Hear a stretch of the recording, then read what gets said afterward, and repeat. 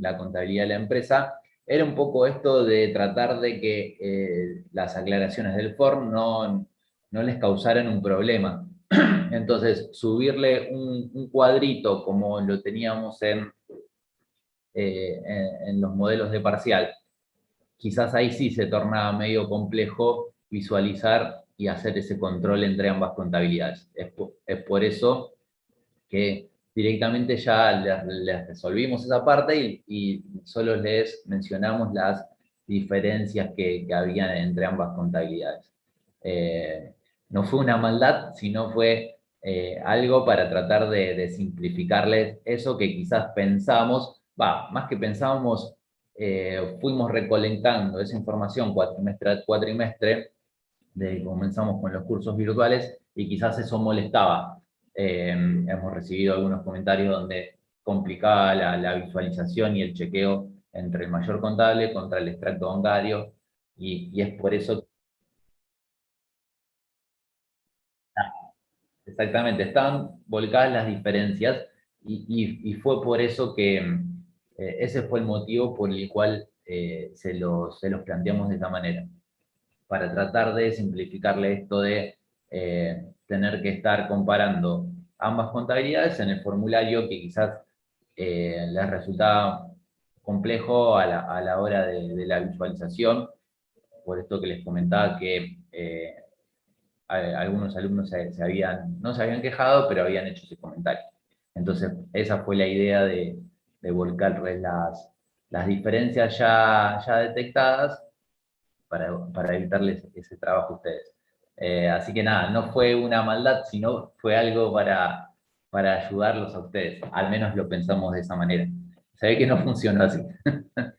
Claro, no, pero es más, yo, por ejemplo, cuando terminé el examen, en el momento es como que choqueaba porque los modelos los veníamos practicando así con el extracto y el blanco, pero después si te lo pones a pensar es hasta más fácil porque ya viene hecho, entonces ahorras un paso. Bueno, En el momento creo que choqueó porque no estábamos acostumbrados, pero después si te pones a pensar en realidad nos habían sí, hasta ahorrado trabajo, entonces creo que Claro, en el fondo es mejor, el tema es que choqueó.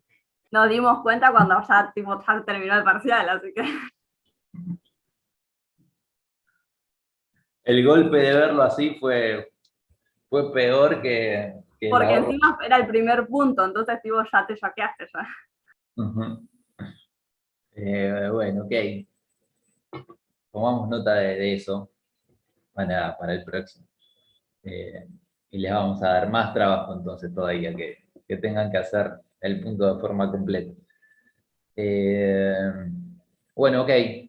¿Alguno quiere decir algo más?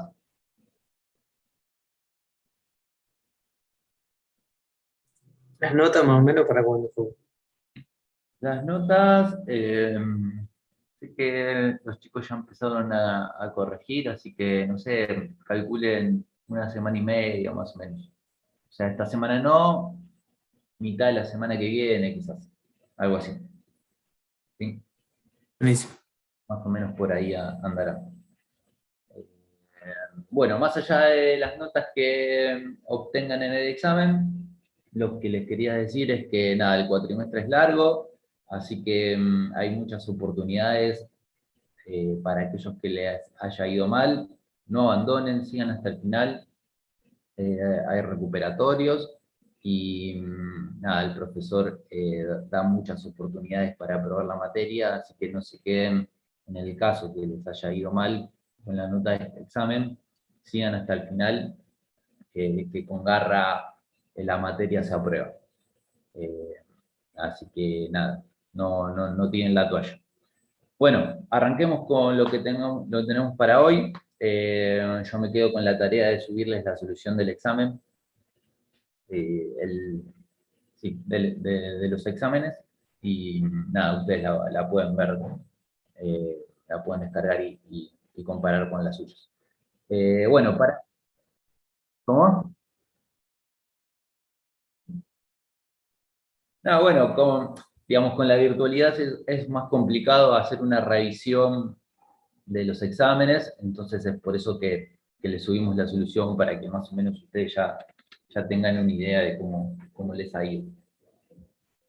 Bueno, ok, para hoy tenemos comenzamos con pasivo, ¿sí? El rubro pasivo. ¿Cómo? Sí. La idea es que si nos alcanzas con los tiempos, vamos a ver una introducción bueno, qué es un pasivo, que ustedes ya más o menos esos conceptos lo manejan. Después vamos a charlar un poco sobre sueldos y después vamos a charlar un poquito sobre impuestos si el tiempo nos lo permite. ¿Sí? Bueno, ok. ¿Qué es un pasivo? Ustedes ya lo deben manejar. Voy a tratar Una de compartir, obligación. pese a que no veo el botón. Exactamente. Sí. Ahí intento compartir la, la guía que elaboró Francisco para la clase de hoy. No me aparecen los botones de compartir pantalla o de chat, así que estoy como medio a ciegas, pero creo que ahí va. Si quieren hacer una pregunta, háganla en voz alta porque el chat no lo llego a visualizar. ¿Sí? Bueno, ahí me apareció, ahí Ezequiel decía un compromiso de pago. Ok, bueno, perfecto, ahí estamos bien. Entonces, bueno, como decía Kevin, son las obligaciones que contraen los entes para financiar sus actividades, ¿sí? Básicamente. Bueno, vamos a tener tres tipos de financiamiento, ¿sí? O básicamente a grandes rasgos, los financiamientos de los cuales se vale un ente, una sociedad, van a ser obviamente los préstamos, ¿sí? Que pueden ser en efectivo o a través de bienes fungibles, es decir, de fácil realización. La otra fuente de financiamiento que poseen las empresas son las compras a plazo, ¿sí? Y por último, es la venta de cuentas a cobrar, ¿sí? O la captación de anticipos por parte de clientes. Básicamente, esas son las tres formas en las que se financian los entes comerciales. Bien, ¿cuándo vamos a reconocer un activo? Un pasivo. Sí. ¿Le puedes hacer un poquito más de zoom a la pantalla? Te escucho muy mal, se entrecorta. No sé si todos te escuchan mal o soy yo.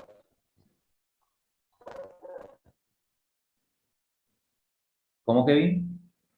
Dijo si podía hacer zoom a la pantalla. Ok, a la IA.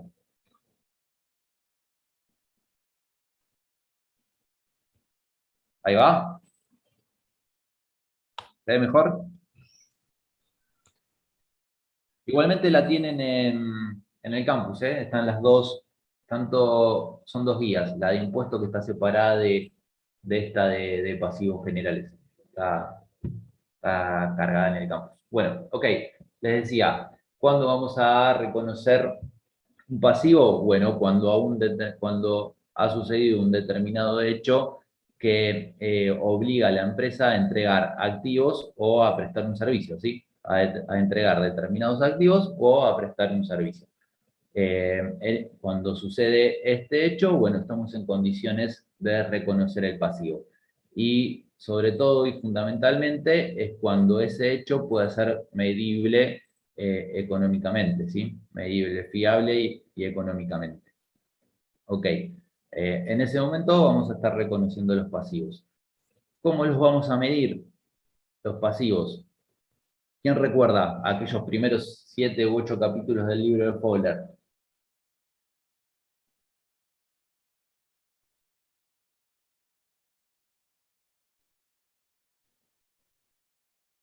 Como regla general, a su valor razonable, ¿sí? Al BR, bien, perfecto. Al BR, ¿qué era el BR? ¿Se acuerdan? Era el precio que se negocia en una transacción cuando las partes que forman parte de dicha transacción son independientes entre sí, actúan con plena información sobre la operación comercial que están realizando, y bueno, obviamente saben lo que están comprando y vendiendo, y son independientes entre sí, ¿sí? No actúan forzadas. Ese precio que se determina cuando confluyen estas condiciones es el valor razonable, que en definitiva es el precio que vamos a abonar, ¿sí? Ese es el valor. ¿Cómo? ¿A qué te referís con costo? Sí, acá, digamos, no hay costos. Los costos que podés llegar a tener son costos financieros, ¿sí? Estamos hablando de los pasivos y no de los activos, ¿sí? Bueno, bien. Esa va a ser nuestra evaluación inicial al BR, como lo acabamos de definir. Luego vamos a hacer una evaluación posterior, ¿sí? Que bien podría ser a fecha de cierre de ejercicio, donde vamos a tener la facultad de medir estos pasivos de dos formas. Uno es a su BR, ¿sí? Obteniendo ese BR en la cotización de mercado, ¿sí? Y la segunda opción para evaluarlo al BR es estimarlo, ¿sí? Y descontando las sumas a pagar a través de una tasa de interés corriente, ¿sí? Eso es cuando evaluamos nuestros pasivos a valor razonable, ¿sí? La otra manera que tengo de evaluarlos en esta medición posterior es por el método de la tasa efectiva, ¿sí? Donde para evaluarlo por el método de la tasa efectiva, lo que voy a estar haciendo es, se parte de la evaluación inicial, ¿sí? Donde evaluamos este pasivo a nuestro valor razonable. ¿Sí? En segunda instancia, si hubieran cláusulas de ajuste para ese pasivo, ya fuera porque se encuentra en moneda extranjera o tiene algún otro tipo de cláusula de ajuste por el cual debe ser indexado, bueno, se lo indexa, ¿sí? Ese sería el segundo paso. El tercer paso sería, se le suman todos aquellos intereses devengados a esa evaluación inicial, ¿sí? Y por último, se le restan los importes ya pagados, ¿sí? Ese sería cuando evalúo un pasivo a través del método de la tasa efectiva en esta evaluación posterior. Entonces, tomo esa evaluación inicial, si hubiera cláusulas de ajuste, ajusto, ¿sí? Se le suman los intereses ya devengados y posteriormente se le restan los importes ya pagados, ¿sí? De ahí, y de esa forma obtenemos nuestra evaluación posterior de estos activos. Entonces, lo podemos hacer al BR, ¿sí? Con la cotización del mercado o estimándolo a una tasa de interés corriente, o a través del método de la tasa efectiva, como les comentaba recién. Obviamente que aquellos pasivos valuados en moneda extranjera deben ajustarse al tipo de cambio de la evaluación, ¿sí? Por lo general a fecha de cierre de ejercicio, ¿sí? Y obviamente todos aquellos intereses relacionados con el pasivo, ¿sí? Estos costos financieros van a ser resultados negativos que vamos a ir devengándolos a medida que transcurra el tiempo, ¿sí? ¿Estamos? Bien. También lo que puede suceder es que esos pasivos sean refinanciados, ¿sí? Entonces, cuando refinanciemos los pasivos, lo que vamos a estar haciendo es reconociendo el nuevo pasivo, ¿sí? Midiéndolo a nuestro valor razonable. En segunda instancia vamos a dar de baja el pasivo refinanciado, ¿sí? Este pasivo que que estamos refinanciando lo vamos a dar de baja, y como tercera instancia lo que tenemos que hacer es reconocer aquellas diferencias que surgieron entre el pasivo inicial con este refinanciado, que debemos reconocer esa diferencia en resultados. ¿Sí? ¿Estamos con esto? Sí, profe. Bien. Bueno, entonces, como les mencionaba antes y teniendo en cuenta estas reglas generales, charlemos un poco de qué es esto de los servicios al personal, que les comentaba hace un ratito, y bueno, y que nos va a encontrar durante esta segunda parte del cuatrimestre trabajando mucho sobre ellos. Bueno, los servicios al personal no es más ni menos que la fuerza de trabajo de nuestros empleados puestas a disposición de la sociedad, ¿cierto? Esa puesta a disposición de la fuerza de trabajo de nuestro personal tiene como contrapartida asumir una obligación, ¿sí? Y esto, asumir una obligación, tiene que ver con el pago de una remuneración, ¿cierto? Esta remuneración va a traer aparejada un montón de costos laborales, a los cuales vamos a llamar aportes y contribuciones, ¿sí? O comúnmente se lo denomina en Argentina cargas sociales, ¿sí? Aportes y contribuciones o cargas sociales. Bien, estos dos conceptos, tanto las remuneraciones que vamos a abonarles a nuestro personal como estos aportes y contribuciones que va a soportar el empleador por tener a disposición la fuerza de trabajo de nuestros empleados, van a ser un costo o un resultado negativo para el empleador, ¿sí? Una pérdida, ¿sí? Las remuneraciones que va a abonar el personal, como estos aportes y contribuciones que va a tener que depositar en los distintos organismos de seguridad social, ya sea obras sociales, jubilación por ANSES, cuotas sindicato, en el caso que el trabajador cuente con un sindicato y decida aportar, bueno, todos esos, todas esas, bueno, en el caso del sindicato no, pero porque el sindicato lo va a soportar como un costo el empleado, pero sí el costo eh, de parte del costo de la seguridad social por jubilación y obra social lo va a estar soportando el empleado, el empleador, y bueno, como les decía, tanto esos costos como las remuneraciones van a ser un resultado negativo, ¿sí?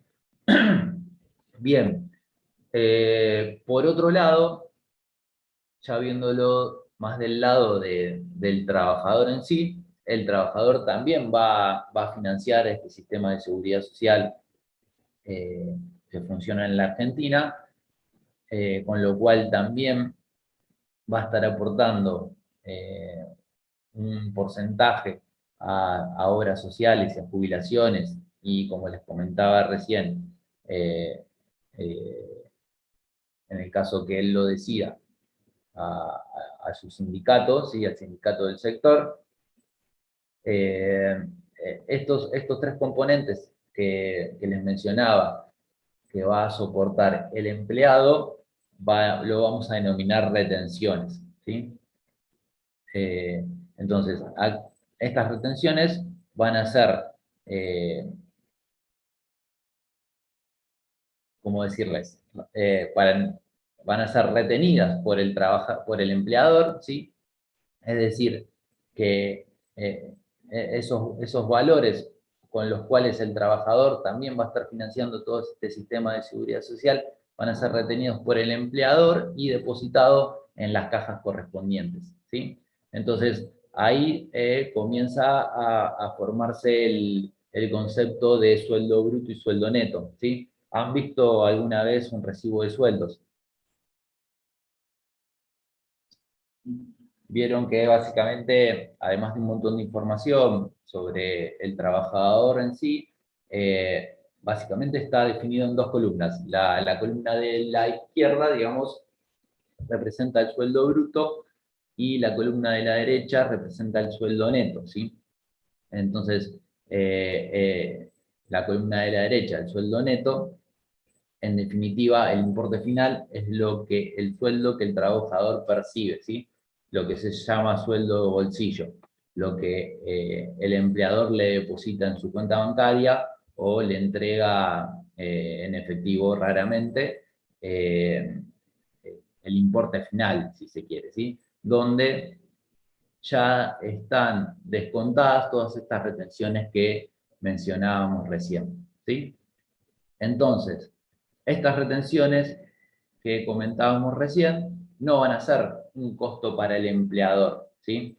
Nosotros, empresa, estas retenciones, simplemente lo que vamos a hacer es depositarla en los organismos de seguridad social, ¿sí? Entonces, para nosotros, hasta tanto las depositemos, van a ser un pasivo, ¿sí?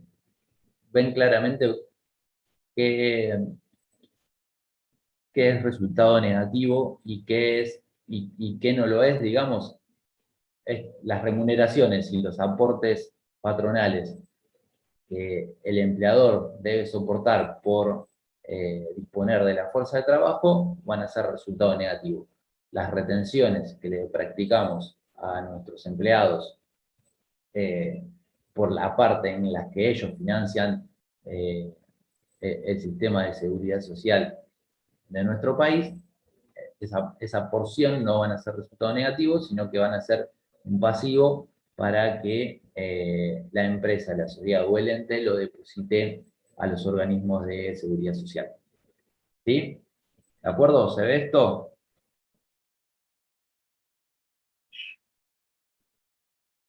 Sí, Facu. Bien. Bueno, ¿cuándo vamos a reconocer estos pasivos? Bueno, vamos a reconocer los pasivos cuando nuestros empleados hayan prestado esta fuerza de trabajo, ¿sí? En ese momento estamos en condiciones de reconocerlos. ¿Cómo los vamos a medir? Bueno, al importe nominal, ¿sí? Al sueldo que hayamos pactado con cada uno de nuestros empleados, ¿sí? Bien. ¿Quién sabe de qué se trata lo que se denomina aguinaldo, sueldo anual complementario? Es El como sueldo un Es el tercer sueldo sueldo. número 13 y del año. se paga por parte, por mitad. Avancé con el desarrollo de la guía. Ahí estamos.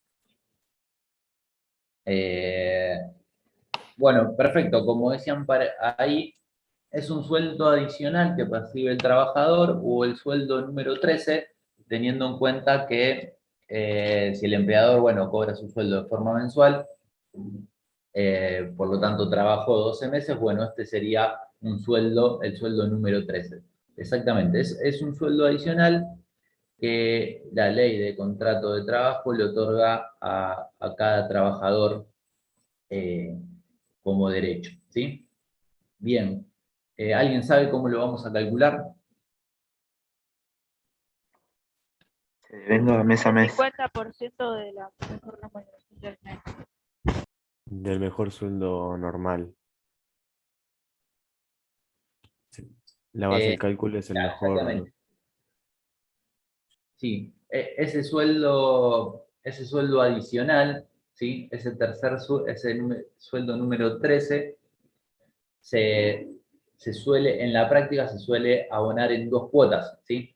La primera de ellas se abona a fin del mes de junio y la segunda de ellas se abona a fin de diciembre, ¿sí? La ley de contrato de trabajo habla del 18 de diciembre como fecha de pago de esta segunda cuota, pero bueno, en la práctica a veces se alejan un poco de estas situaciones Y bueno, muchas veces se termina pagando los primeros días de julio o los primeros días de enero, ¿sí? De acuerdo a la cuota de la que estemos hablando. Pero bueno, más allá de eso, y qué sucede en la práctica, lo importante es que sepamos es que ese sueldo adicional se paga en dos cuotas, la primera de ellas en el mes de junio, la segunda de ellas en el mes de diciembre. Bien, entonces, en ese sentido, es correcto lo que ustedes dicen, que del mejor sueldo del semestre, ¿sí? Del mejor sueldo del semestre que el trabajador haya percibido, vamos a tomar el 50% y de esa manera vamos a liquidar este aguinaldo o sueldo anual complementario, ¿sí? Teniendo en cuenta la mejor remuneración del semestre. Ok, y supongamos que el trabajador no haya trabajado los 6 meses. ¿Le corresponde cobrarlo? Hablo de Es los 6 proporcional, ¿no?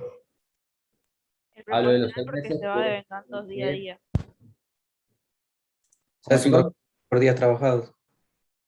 Exactamente. En el caso de que el trabajador no haya trabajado durante 6 meses, y les decía, hablo de 6 meses por esto de que estamos hablando del pago del sueldo anual complementario en dos cuotas. Bueno, me olvidé que les iba a decir. Exactamente, se lo abona de forma, se lo prorratea, digamos, de acuerdo al tiempo que haya trabajado, ¿sí? De forma proporcional al tiempo trabajado. Es decir, si trabajó 4 de los 6 meses, bueno, saco el proporcional y le pago esos 4 meses. Bien, perfecto. ¿Qué otro concepto tienen presente o recuerdan relacionado con las remuneraciones o con algún concepto que el personal cobre o tenga el derecho de cobrar? Vacaciones. Horas extra. ¿Cómo? ¿De qué percepciones, a qué percepciones te referís, Kevin?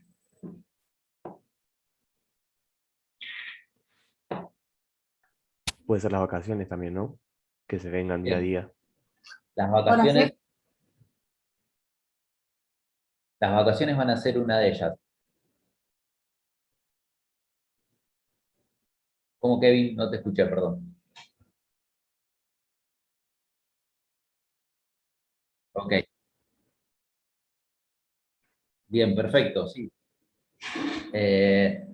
Horas extras, si el trabajador, digamos, trabaja fuera de su horario habitual, también va a cobrar un proporcional por ese tiempo trabajado, correcto, muy bien. Si trabaja los feriados, obviamente también. En ese caso, el valor de hora va a ser superior al valor de hora normal, ¿sí? Que cobra el trabajador eh, por su horario de trabajo normal. Y ¿Y genera también retenciones y contribuciones? ¿O? sí, esos conceptos de los que estamos hablando, sí, generan también retenciones y aportes para el empleador, sí, exactamente. Bueno, pero bueno, me quería centrar en esto de las vacaciones que habían nombrado por ahí. Bueno, la ley de contrato de trabajo, allá por su artículo 150 y en adelante, digamos, establece este derecho del trabajador de tener vacaciones pagas, ¿sí? Bien, ¿cómo vamos a calcular estas vacaciones que la ley de trabajo le concede a cada trabajador? De Eh, acuerdo a su antigüedad, ¿no? ¿Cómo? Que de acuerdo a su antigüedad le corresponden a cierta cantidad de vacaciones. Exactamente, sí. De acuerdo a la antigüedad que el trabajador tenga en el trabajo que está desarrollando, le corresponderá tantos días de vacaciones. Y en ese sentido, al valorizar el monto que hay que pagarle, bueno, se tendrá en cuenta esta antigüedad. Para el cálculo de la remuneración, lo que vamos a estar haciendo es, lo que dice la ley de contrato de trabajo es tomar la remuneración al momento del otorgamiento de la vacación, ¿sí? Esa es la remuneración que habría que tomar. Nosotros en la práctica lo que vamos a hacer es tomar la mejor remuneración que el trabajador haya percibido, ¿sí? Al momento del cálculo de las vacaciones, vamos a utilizar la mejor remuneración que el trabajador haya percibido durante el año, ¿sí? Entonces, a esa remuneración, la ley de contrato de trabajo dice que hay que dividirla por 25, ¿sí? Entendiendo que son los días laborales que el trabajador se desempeña en un periodo mensual, y luego, una vez obtenida esa división, remuneración dividido 25, bueno, aplicarle la cantidad de días de vacaciones que le corresponde al trabajador por su antigüedad, ¿sí? Entonces, mejor remuneración dividido 25 por los días que le corresponde al trabajador según su antigüedad. Bien.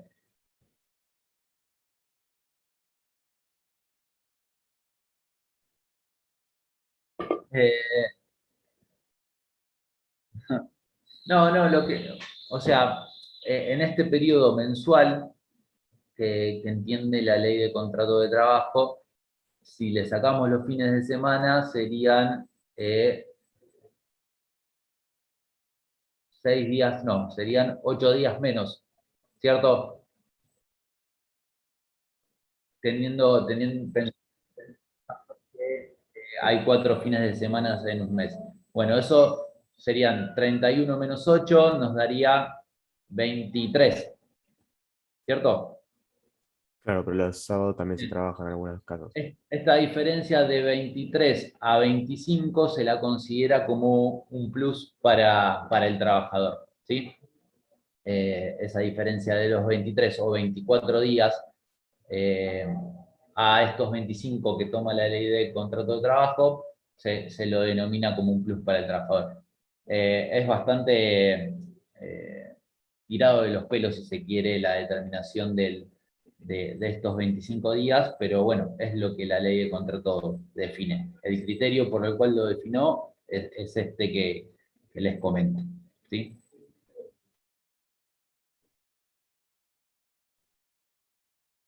Ujú.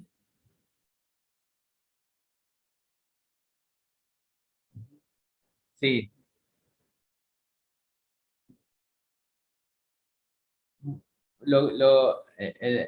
cuando se determinó esa cantidad de 25, se lo hizo en base a este criterio que te digo. Bueno, más allá de eso uno puede compartirlo o no, pero bueno, se definió teniendo presente esto.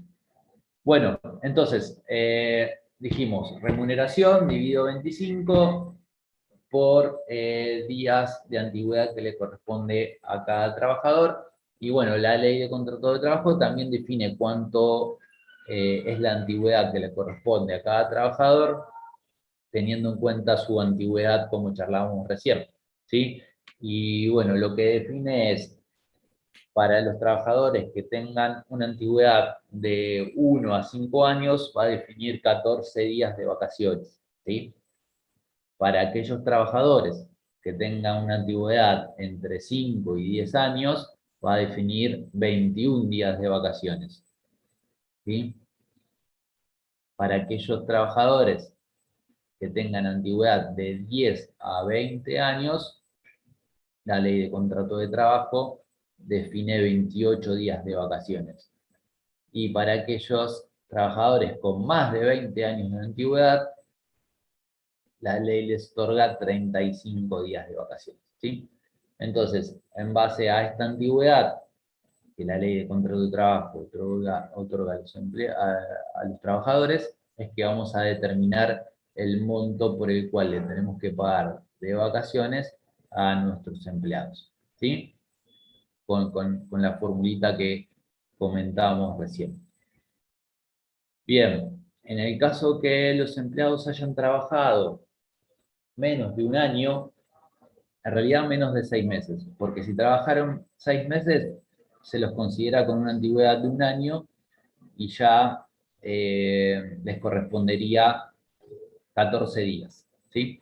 Es decir, si el trabajador puso a disposición del empleador su fuerza de trabajo por más de la mitad de los días del año, ya le corresponde estos 14 días. En el caso que no haya sucedido eso, lo que va a pasar es que la ley de contrato de trabajo le otorga a cada trabajador 1 día cada 20 trabajados, ¿sí?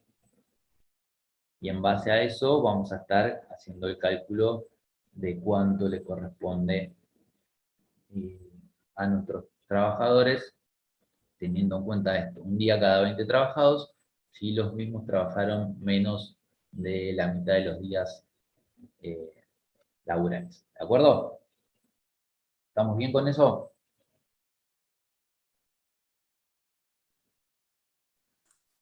¿Días netamente trabajados o días que pasan así? No. No hablo de días, más de la mitad de los días del año, digamos, contratados, porque Pero a lo que me refiero es el cálculo de vacaciones, ¿son 20 días trabajados, o sea, de lunes a viernes o también cuentan los fines de semana? bueno, por eso, los días que trabajó el trabajador, ¿sí? Ah, ok. Trabajó fines de semana, también se cuentan como días trabajados esos días. Si no los trabajó, no. Si no los trabajó, no. Exacto. En el caso de que trabajen menos de 6 meses.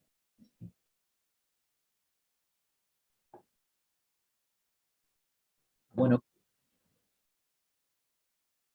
en el caso que trabajó más de 6 meses, ya le corresponde los 14 días. ¿Sí?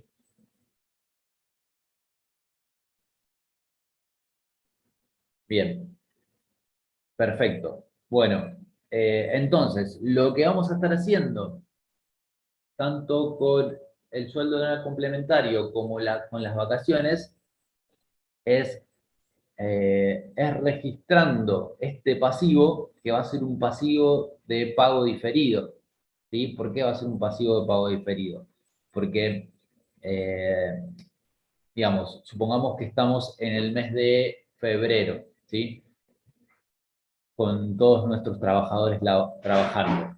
Lo que yo sé en el mes de febrero, que cuando llegue junio, hablando del sueldo anual complementario, voy a tener que hacerme cargo del pago del aguinaldo, ¿cierto? Y lo mismo, por más que esté en febrero, cuando mi empleado se tome las vacaciones, yo sé que se las voy a tener que pagar, ¿sí? Entonces, y voy a tener la obligación de hacerlo, ¿sí? Con lo cual, tanto las vacaciones como el sueldo anual complementario son pasivos de pagos diferidos, ¿sí?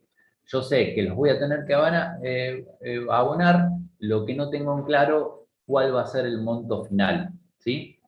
Entonces, lo que vamos a ir haciendo mes tras mes es provisionando, ¿sí? Provisionando estos futuros pasivos exigibles, ¿sí? Yo tengo un pasivo cierto hoy, pero estimado, con un valor estimado, que a una determinada fecha se me va a transformar en un pasivo exigible, ¿sí? En el caso del aguinaldo, va a ser exigible el 30 de junio y el 30 de diciembre, y en el caso de las vacaciones va a ser exigible en el momento que mis empleados decidan tomarse las vacaciones, ¿sí?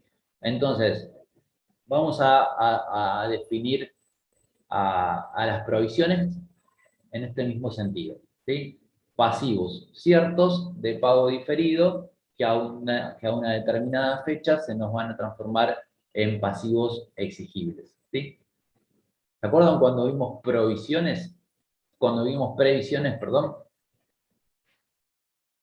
¿Qué eran las previsiones? Por un hecho que no sé si va a suceder, y tampoco sé el monto, no sé ninguna de las dos. Con Exactamente, hecho, pero no sé el monto. exactamente. A diferencia de las provisiones, las previsiones eran hechos contingentes, ¿sí? Que no sabemos con certeza si en un futuro van a suceder, ¿sí? En este caso, en el caso de las provisiones, sabemos que van a suceder, lo que no tenemos en claro es por cuánto, ¿sí? Digamos, lo que vamos a estar haciendo es estimando ese valor hasta tanto la obligación se torne cierta, ¿sí? Entonces, las provisiones van a ser cuentas de pasivo y las previsiones, como veníamos trabajando, son cuentas regularizadoras, ¿sí? Regularizadoras del activo o del pasivo, pero regularizadoras. Ok, bien.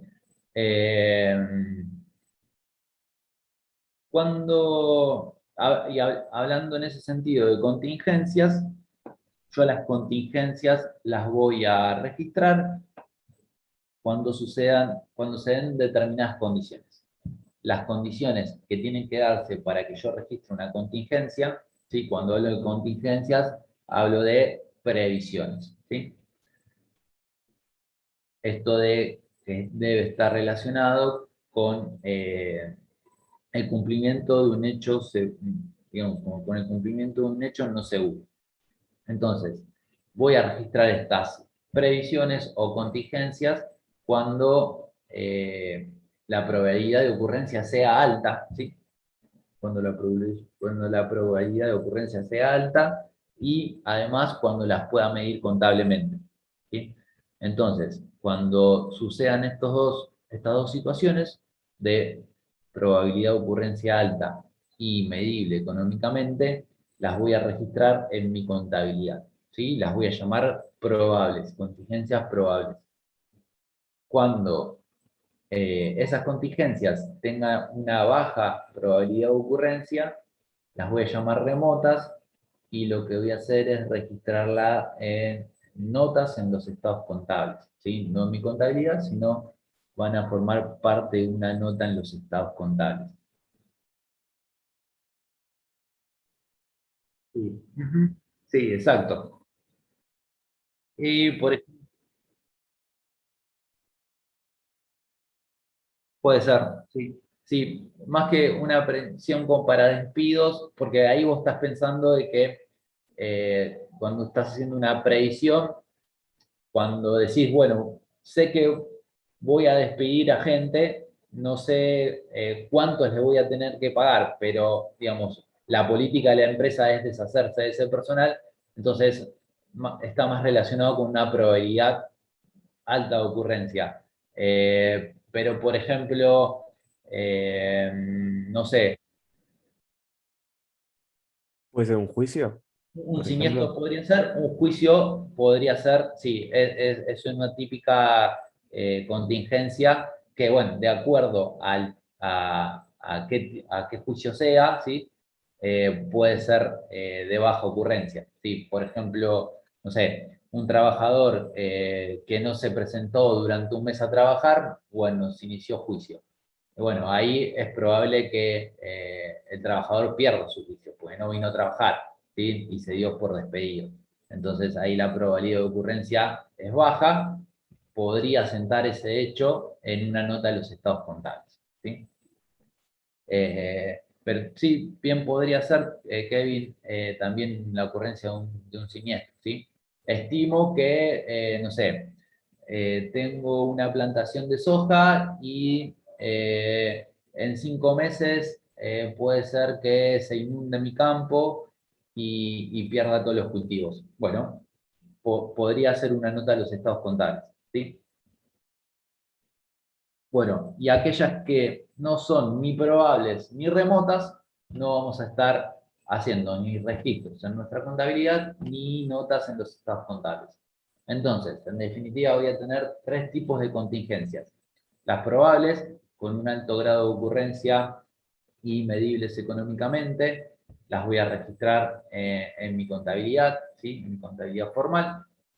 Aquellas que tienen una baja probabilidad de ocurrencia y las denominamos remotas, las vamos a registrar en los estados contables, en las notas de los estados contables, y aquellas que denominamos ni probables ni remotas, con esas no vamos a hacer nada.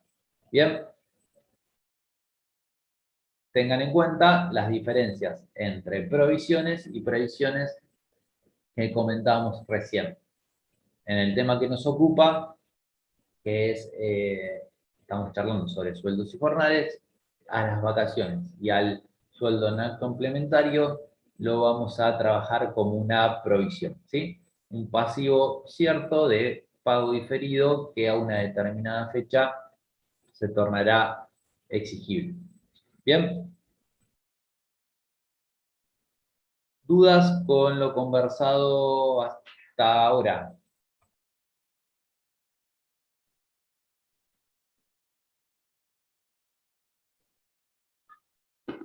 ¿No?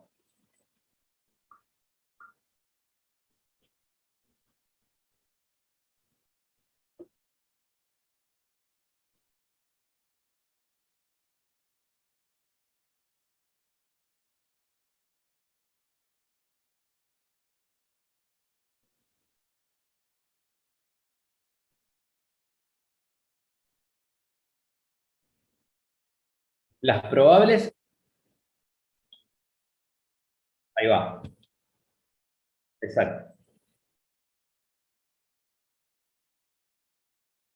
Las remotas, bueno, las, las remotas, las remotas van en notas a los estados contables. Y las ni probables no hacemos nada. ¿Sí? Bien. Perfecto. Bueno, ok. Perdón, Sí, ¿en cuáles no tenemos que registrar nada? las que Ni una denominamos nota. ni probables ni remotas, no vamos a hacer notas a los estados contables, ni vamos a hacer ninguna registración en nuestro libro diario. Perfecto. Gracias. No, por nada. Bueno, en definitiva, entonces voy a, por la fuerza de trabajo que el trabajador pone a disposición del empleador, voy a abonarle una remuneración. Esa remuneración puede pactarse de distintas formas. Puede ser con un sueldo mensual, puede ser con un jornal quincenal, puede ser con unas comisiones por venta, ¿sí? La forma y el momento de pago de esa remuneración puede ser variadas, ¿sí? Sobre esa remuneración, el empleador va a tener que soportar distintos costos por el sistema de seguridad social. A esos costos los vamos a denominar aportes y contribuciones o cargas sociales, ¿sí? Tanto la remuneración como estos aportes y contribuciones van a ser resultados negativos o costos para el empleador, mientras que las retenciones que le va a aplicar a sus trabajadores van a ser simples pasivos, porque en definitiva va a ser el trabajador quien financia en segunda instancia el sistema de seguridad social. Digamos, el sistema de seguridad social que posee la empresa, en el que reina en la Argentina, tiene doble financiamiento. Lo financian en parte los empleadores y en parte el trabajador. Entonces, esas retenciones que le va a practicar el empleador al trabajador, la vamos a tratar como pasivo para luego ser depositadas en las cajas de los organismos, de distintos organismos sociales, ¿sí? Como les decía, esto incluye jubilación del trabajador, eh, obras sociales, cuota sindical. Esos son los ejemplos típicos de estas retenciones que sufre el trabajador. Bien, entonces ahí el trabajador va a tener un sueldo bruto, ¿sí? que es el sueldo total, por el cual nosotros vamos a hacer la liquidación y registración en nuestros sistemas contables, y por otro lado el sueldo neto, que es el que efectivamente le vamos a depositar al trabajador. También vamos a estar trabajando fuertemente con este concepto de sueldo no complementario, ¿sí? Que se abona en dos cuotas, que es ese sueldo número 13, si se quiere, de pago de pago semestral, donde lo vamos a estar calculando teniendo en cuenta la mejor remuneración cobrada por el trabajador durante el semestre, ¿sí? Bien, en caso de no trabajar los 6 meses del trabajador, se hace un prorrateo por el periodo realmente trabajado.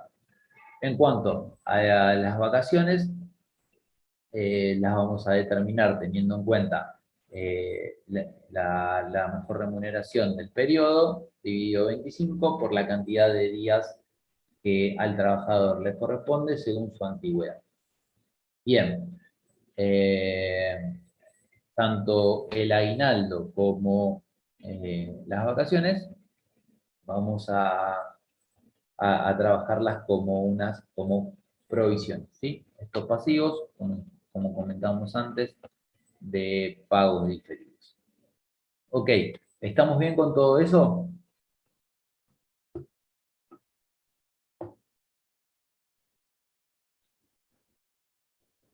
¿No hay dudas? Sí, profe.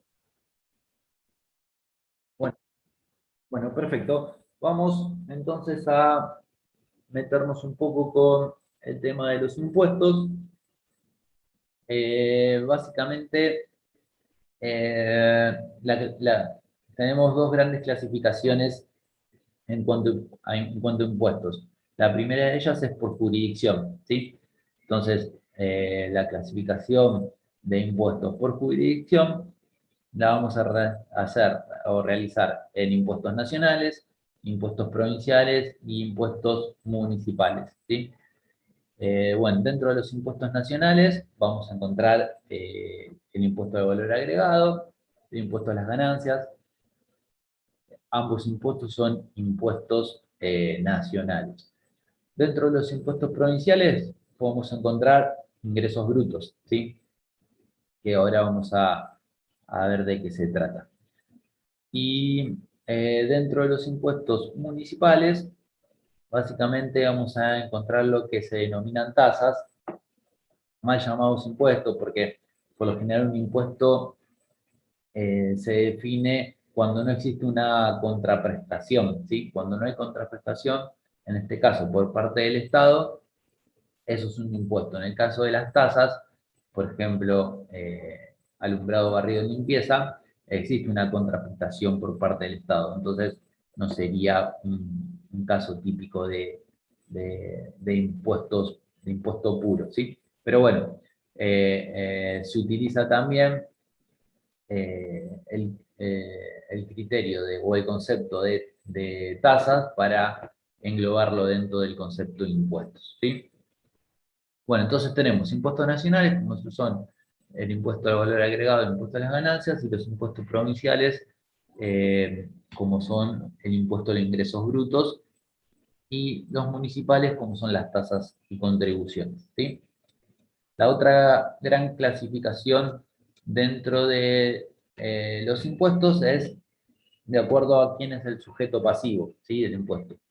¿Quién es el sujeto pasivo? Es quien finalmente sufre el impuesto, ¿sí? Y ahí podemos desdoblarlo en personas físicas y en personas jurídicas, ¿sí? Bien. Veamos un poco de qué se trata esto del impuesto a las ganancias. Bueno, como les decía, el impuesto a las ganancias es un impuesto que se aplica tanto a personas físicas como a personas jurídicas. Es un impuesto anual, ¿sí? Es un impuesto de liquidación anual y es nacional. ¿Qué grava el impuesto a las ganancias?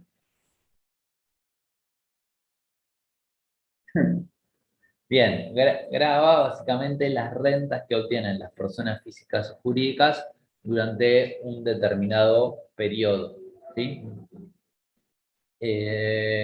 Bueno, en particular este impuesto está dividido en categorías, ¿sí?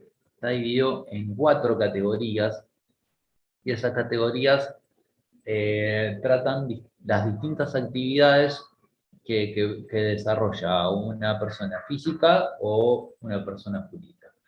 Bien, la categoría 1 del impuesto a las ganancias lo que hace es gravar las rentas provenientes de la explotación del suelo, ¿sí? ¿Qué es esto de la explotación del suelo? Bueno, graba los alquileres, graba los arrendamientos, ¿sí? Eh, eso es, digamos, las rentas que va a estar grabando la categoría 1 del impuesto a las ganancias. La categoría 2 del impuesto a las ganancias lo que va a estar haciendo es grabando la explotación del capital, ¿sí? Todo lo que tenga que ver con intereses, inversiones, eh, nada, todo lo que hemos charlado cuando hablamos de inversiones, bueno, las ganancias o las rentas que generan esas inversiones están grabadas por la categoría número 2 del impuesto a las ganancias, ¿sí? Todos los rendimientos que tengan que ver con la explotación del capital, ¿sí? Bien, la tercera categoría del impuesto a las ganancias grava las rentas provenientes de las personas jurídicas, ¿sí? Es decir, de las sociedades comerciales. Todas las rentas que obtengan las sociedades comerciales, bueno, están gravadas por la categoría 3 del impuesto a las ganancias. Y por último, la categoría 4 del impuesto a las ganancias grava las rentas obtenidas del trabajo personal, ¿sí? Ya sea en relación de dependencia o de forma independiente, las rentas que obtienen las personas por el desarrollo de sus distintas actividades están grabadas por, por la cuarta categoría del impuesto a las ganancias. Bien, como les decía, el impuesto es un impuesto de liquidación anual, ¿sí? Y se basa en un sistema de anticipos, ¿sí? Para las personas físicas, esos anticipos van a ser 5 anticipos determinados por el 20% de la ganancia obtenida durante el periodo anterior, ¿sí? Entonces, de acuerdo a la ganancia obtenida durante el periodo anterior, se establecen los anticipos para el periodo siguiente, ¿sí? Esos anticipos para las personas físicas, como les decía, son 5 y están establecidos por el porcentaje del 20% para cada uno de esos anticipos, ¿sí? En cambio, para las personas jurídicas, el régimen de anticipos son 10, ¿sí? Son 10 anticipos. Como está organizado el régimen, son 10 anticipos. El primero de ellos es del 25%, como les decía recién, de la ganancia obtenida en el periodo anterior. Y el resto de los anticipos se determinan con un porcentaje del 8,33%. Entonces tenemos un anticipo del 25% y 9 anticipos del 8,33%. La alícuota del impuesto para las sociedades comerciales es del 30%, ¿sí? 30% de la ganancia impositiva determinada por la aplicación de las normas, en este caso del impuesto a las ganancias, y para las personas físicas, bueno, de acuerdo a su ganancia neta, esa alícuota va de un 5% hasta el 35%, ¿sí? Eso está definido en un cuadro, en el artículo 90 de la ley del impuesto a las ganancias, donde, de acuerdo a la ganancia obtenida por esa persona durante los 12 meses de su ejercicio económico, esa ganancia se mete dentro de la tabla y de acuerdo a dónde se encuentra, en qué rango se encuentra, es la alícuota que le corresponde abonar, ¿sí? Ya van a ver cuando vean en Impuestos 1, cuando cursen Impuestos 1, no sé si alguno ya lo ha hecho. ¿Alguno cursó Impuestos?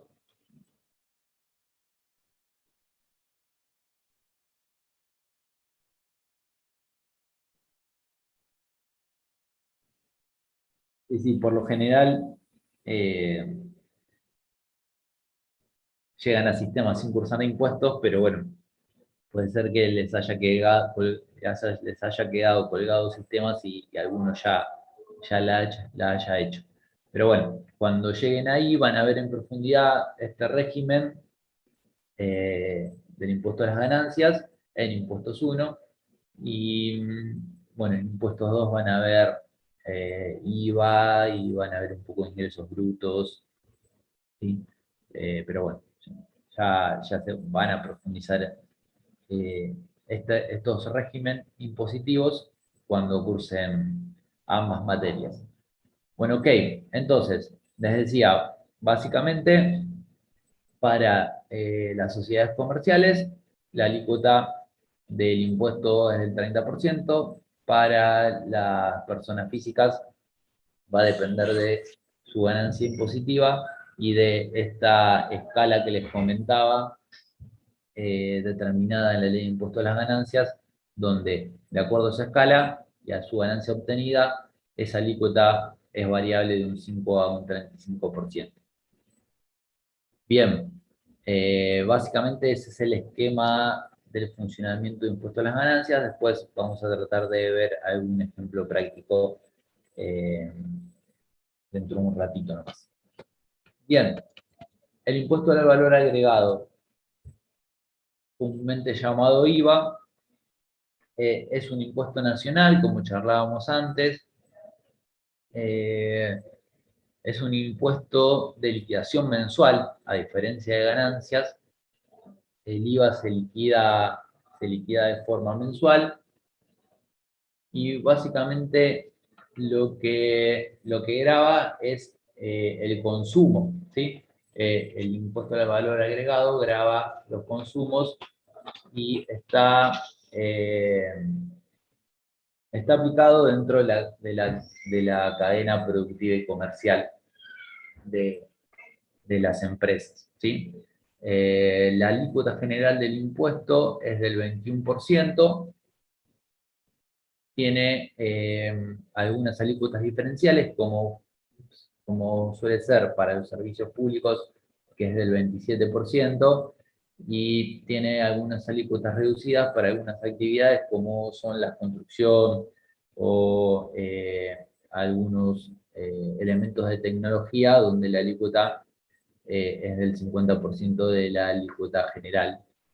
Es decir, para estas actividades es del 10,5%. ¿Sí?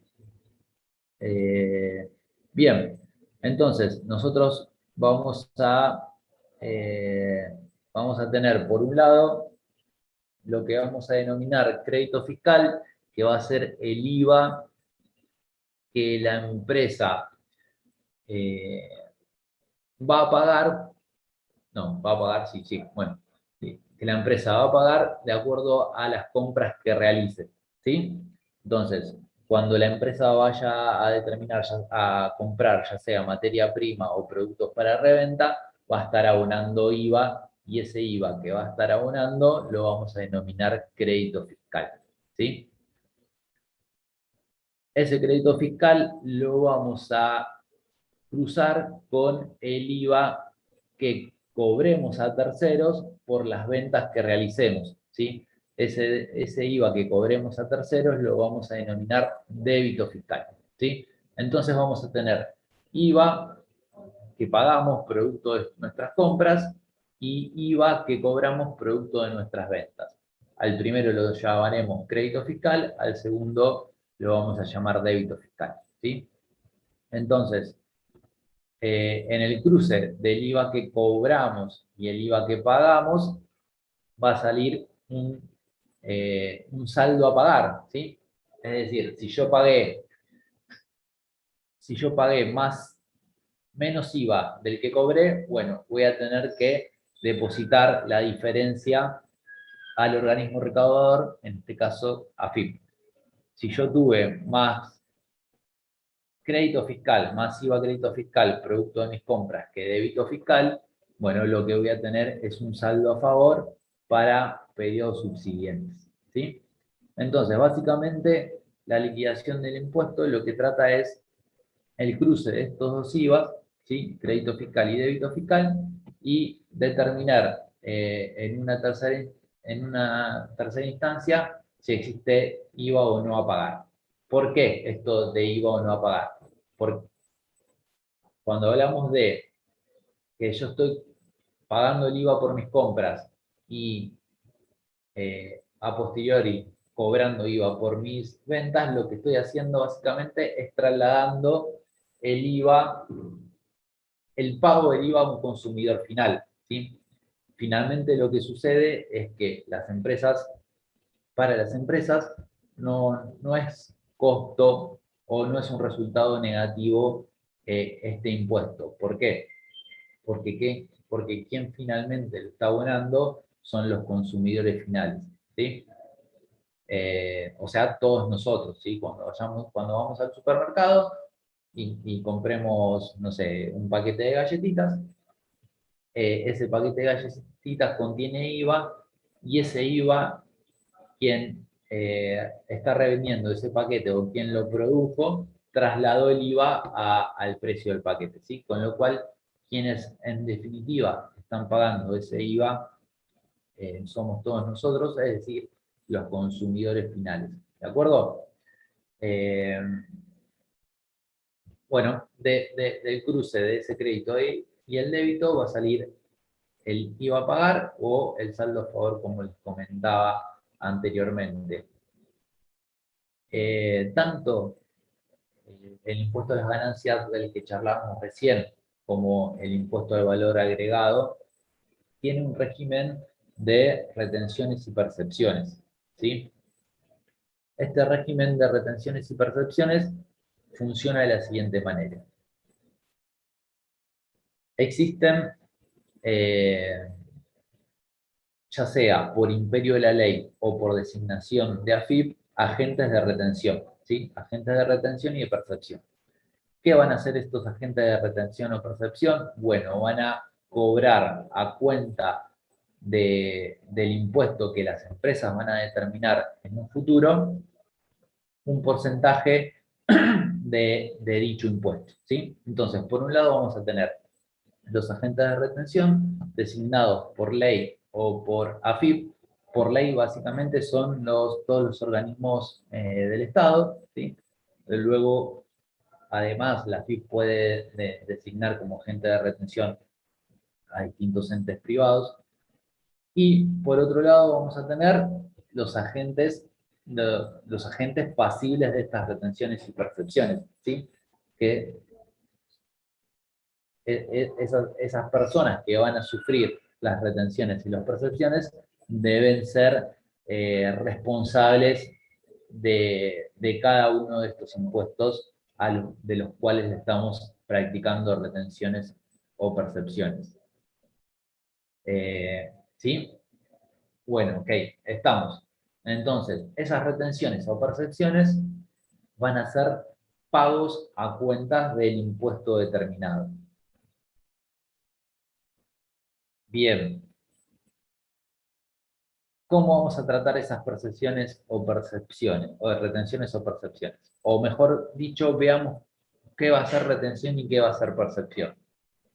Bueno, va a ser retención aquella porción de dinero que al momento de realizar un pago yo retenga y no abone a mi proveedor, ¿sí? Es decir, supongamos, soy la Facultad de Ciencias Económicas, compro sillas a un proveedor que me provee muebles de oficina, y cuando le voy a realizar el pago, bueno, chequeo que esa persona sea inscripta en IVA o impuesto a las ganancias. Yo soy agente de retención, tengo la obligación de retener y retengo una porcioncita de su facturación. No se la voy a pagar, se la retengo. Una vez transcurrido un determinado tiempo, deposito esa retención al organismo recaudador, y como contrapartida de eso, mi proveedor, al cual yo no le pagué esa porción de dinero, bueno, va a utilizar el comprobante que le voy a otorgar como pago cuenta de ese impuesto futuro, ¿sí? ¿Más o menos queda claro el concepto de retención? ¿O no se entendió? Sí. ¿Sí? Ok. En el caso de percepción, lo que va a suceder es que esa percepción la voy a practicar al momento de la facturación, ¿sí? Es decir, pongamos el caso al revés. Yo que vendo muebles, ¿sí? Le vendo a un tercero escritorios, ¿sí? Entonces, ese tercero es responsable inscrito en el impuesto y yo soy agente de percepción. Entonces, al momento de facturarle los muebles, que tienen un precio de contado de 1.000 pesos, bueno, en lugar de facturarle los 1.000, le voy a facturar 1.100 pesos. Esos 100 pesos de diferencia se los voy a facturar en concepto de percepciones. Es decir, que le voy a cobrar 100 pesos más a mi cliente porque él es responsable en el impuesto y yo soy agente de percepción. También esa percepción, ese incremento en la factura por los bienes que yo le estoy vendiendo, él lo va a utilizar como un pago a cuenta del impuesto y yo voy a tener la obligación de depositarlo ante el organismo recaudador de ese impuesto. ¿Sí? ¿Ven la diferencia entre un caso y el otro? En el caso de las percepciones, yo no voy a pagarle una porción de dinero, ¿sí? Eso es una retención. El no pago de un determinado valor a un responsable del impuesto. En el caso de las percepciones, no, es al momento de la facturación. Yo voy a facturar un determinado porcentaje de más que no tiene que ver con el precio propio en este caso, de los bienes que estoy vendiendo, sino con una percepción practicada a un responsable en el impuesto, ¿sí? Un sujeto pasivo del impuesto. ¿De acuerdo? ¿Se ve? ¿Queda claro? Sí, profe. ¿O no?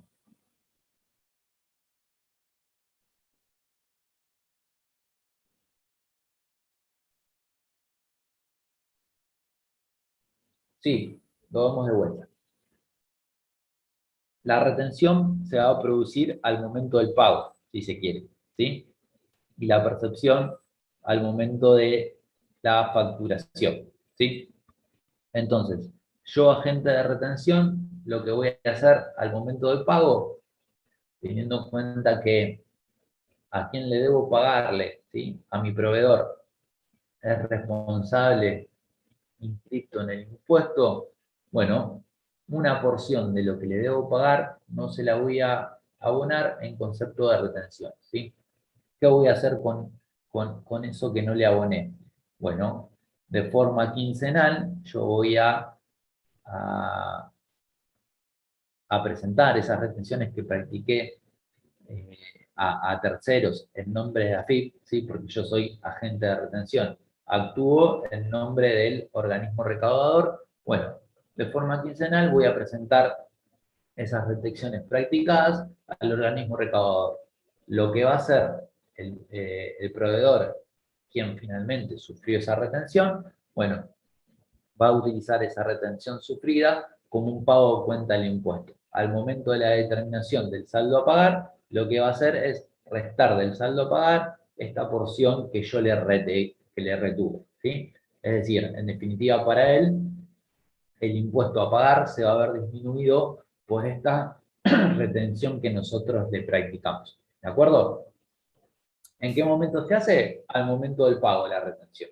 Cuando voy a pagar, pago un poquito menos de lo que debía hacer, ¿sí? En concepto de esta retención practicada. En cambio, la percepción es al momento de la facturación. Yo le estoy vendiendo determinada cantidad de escritorios a un tercero, ese tercero es responsable del impuesto del cual le voy a practicar la percepción, entonces al momento de facturarle, en lugar de facturarle 10 escritorios a 100 pesos cada uno, le voy a facturar los 10 escritorios a 100 pesos cada uno, más 100 pesos más en concepto de percepciones. Es decir, que la factura que él me va a tener que abonar va a ser por 1.100 pesos. ¿De acuerdo? Esos 100 pesos vamos a facturárselo en calidad de percepción, ¿sí? Entonces, lo que vamos a hacer nosotros, bueno, con esa percepción que le facturamos a un tercero, la vamos a tener que ingresar a los organismos recaudadores. Y ese tercero, en el mismo caso que con una retención practicada, bueno, lo va a utilizar como un pago a cuenta del impuesto, ¿sí? Entonces, la retención la voy a hacer al momento del pago. La percepción la efectúo al momento de la facturación, ¿sí? Un poco más claro, Kevin.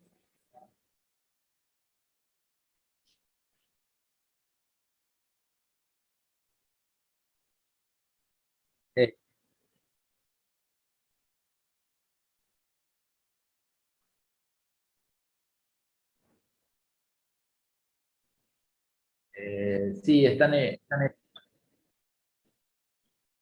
el 11, pero es una partecita del 11, digamos.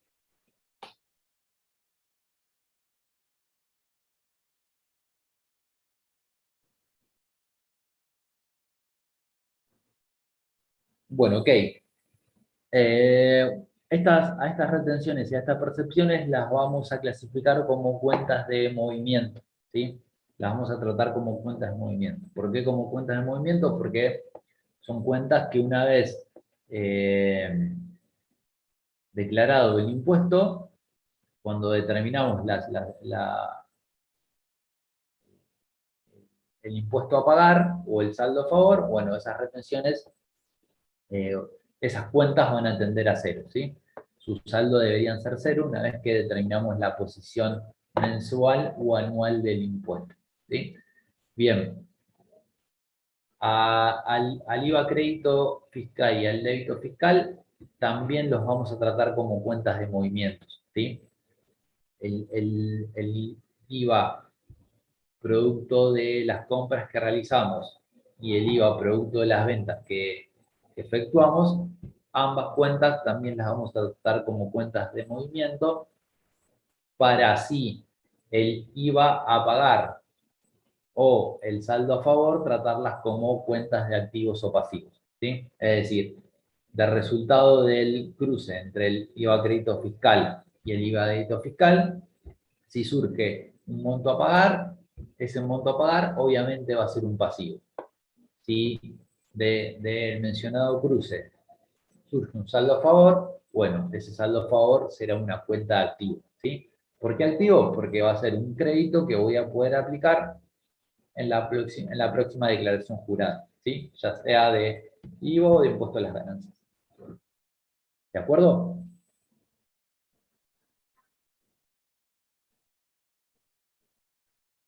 Entonces, finalmente, la declaración jurada o el impuesto a pagar lo voy a determinar haciendo el cruce entre IVA, crédito y débito, ¿sí?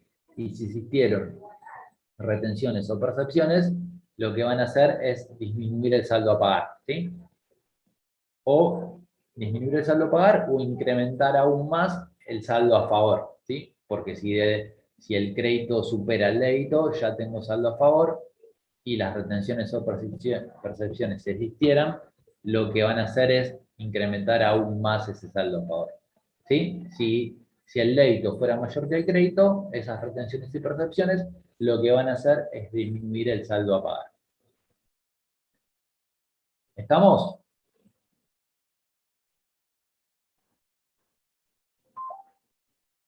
¿Está claro esto? ¿Sí? Bien. Eso es, a grandes rasgos, cómo funciona este impuesto del impuesto de valor agregado. Bien. Vamos con el otro impuesto el otro impuesto provincial del que habíamos charlado, que es el impuesto a los ingresos brutos. Habíamos dicho que era un impuesto provincial, ¿sí? Un impuesto provincial. Este impuesto es de liquidación mensual, al igual que el IVA. Debemos liquidarlo todos los meses y lo que está grabando el impuesto es un impuesto a las ventas, ¿sí? A los ingresos brutos, como su nombre lo indica. Entonces, es mensual, provincial y a las ventas. Tiene distintos regímenes. Por ejemplo, en la Ciudad Autónoma de Buenos Aires existe un régimen simplificado donde se asemeja mucho al régimen del monotributo, ¿sí? Con el pago de una cuota mensual, determinada esa cuota por los montos de facturaciones anuales o la superficie del local donde desarrolla la actividad, o sobre los kilowatts de energía consumidos, ¿sí? De acuerdo a esos tres parámetros, me poso en una categoría y una vez que estoy en esa categoría, bueno, pago una cuota fija mensual, ¿sí? Eso sucede en Ciudad Autónoma de Buenos Aires. En el resto del país, bueno, existen dos regímenes, si se quiere. El primero se denomina contribuyente local, ¿sí? En donde esa persona físico-jurídica desarrolla actividad solo en una jurisdicción. Es decir, desarrolla una actividad en la provincia de Córdoba, desarrolla una actividad en la provincia de Salta, desarrolla una actividad en Tierra del Fuego, ¿sí? Solo desarrolla una actividad en una jurisdicción, ¿sí? En una determinada provincia. ¿Cómo se llama ese FOU, perdón? Contribuyente local. Y el otro régimen existente es convenio multilateral, ¿sí? Donde, en este caso sí, yo desarrollo mi actividad en más de una jurisdicción, ¿sí? En N jurisdicciones, ¿sí? En dos por lo menos, digamos. Ahí lo que vamos a estar haciendo es determinando la liquidación mensual del impuesto, teniendo en cuenta un prorrateo de ingresos y gastos de acuerdo al desarrollo de mi actividad en cada una de esas jurisdicciones, ¿sí? Bien, entonces tengo en cada un régimen simplificado, similar al régimen de clasificación de monotributo. Ahora en provincia creo que también hay simplificado, ¿no? En provincia, sí. Ahora ha cambiado. ¿Cómo?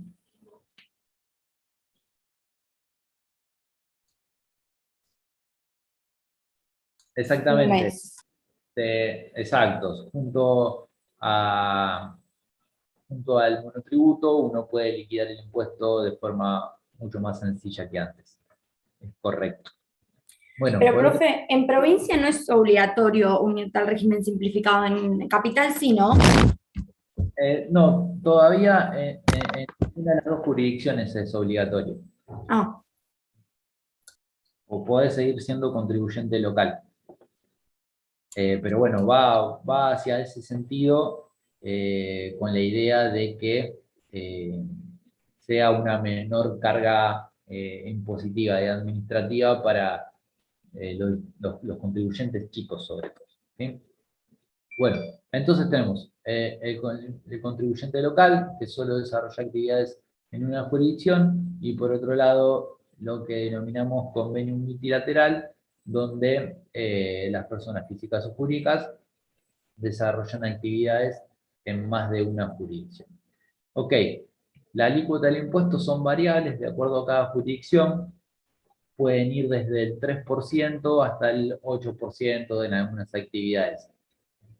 La alícuota promedio es del 3,5 o 4%, ¿sí? Pero de acuerdo a la actividad que se desarrolle es la alícuota que le corresponde para este impuesto a los ingresos brutos. ¿Ok? Que lo vamos a estar liquidando teniendo en cuenta las ventas, y en este caso, como el impuesto es mensual, vamos a tener en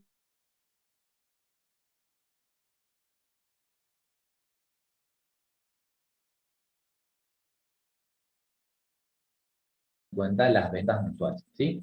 Los impuestos son liquidados y determinados teniendo en cuenta cada una de las leyes que los regulan, ¿sí? Con lo cual, estas leyes, estas normas, lo que hacen es determinar ciertos criterios para su liquidación, ¿sí? Esos criterios que determinan estas normas pueden diferir de los criterios que las normas contables profesionales en cuanto a la registración de las actividades de la empresa nos mandan a seguir como contadores públicos, ¿sí? Es decir, que puede haber distorsiones entre las normas contables profesionales y las normas impositivas de cada uno de los impuestos, ¿sí? Lo que hace es que, en definitiva, esta distorsión entre las normas contables profesionales y las normas impositivas es que existan resultados, un resultado contable y un resultado impositivo, ¿sí? De acuerdo, el resultado impositivo obviamente va a ser teniendo en cuenta las normas impositivas y el resultado contable siguiendo las normas contables profesionales. Por ejemplo, los casos típicos donde esto sucede es, tenemos normas contables que nos dicen cómo tenemos que hacer un ajuste por inflación, ¿sí? El ajuste por inflación contable lo debemos hacer siguiendo las normas contables profesionales, cosa que en un par de clases lo vamos a ver, ¿sí? 2 o 3 clases adelante nos vamos a meter de lleno con ajuste por inflación, y ahí vemos cómo las normas contables nos dicen que debemos hacer ese ajuste. Y por otro lado tenemos las normas contables impositivas que nos dicen que el ajuste impositivo debe hacerse de determinada manera, ¿sí? Ahí ya tenemos una primera distorsión en cuanto a un resultado contable y un resultado impositivo. Otro caso típico donde estas normas difieren es en los métodos de amortización, ¿sí? La vida útil asignada contablemente a un bien puede ser distinta a la vida útil impositiva asignada a un bien, ¿sí? Con lo cual, los resultados contables impositivos terminan siendo distintos, ¿sí? Bien, esa diferencia entre un resultado contable impositivo y un resultado, un resultado contable y un resultado impositivo hacen que el resultado contable y el resultado impositivo sean distintos. Esa diferencia es a la que vamos a llamar impuesto diferido, ¿sí? Que no es más ni menos que es la porción de impuesto que postergo el pago, ¿sí? Por la aplicación de las normas contables y la aplicación de las normas impositivas, ¿sí? Digamos, el resultado contable, al ser el resultado contable distinto al impositivo, va a haber una porción de impuesto que voy a estar difiriendo su pago, ¿sí? Lo importante que sepamos de esto, que van a profundizar de forma fuerte cuando vean las 2 materias tributarias que tiene la carrera, es que por la aplicación de las normas contables vamos a llegar a un resultado contable determinado. Y por aplicación de las normas impositivas, el resultado impositivo va a ser distinto del contable, ¿sí? Y esa diferencia entre ambos resultados lo vamos a denominar impuesto diferido. ¿Sí? ¿Está claro?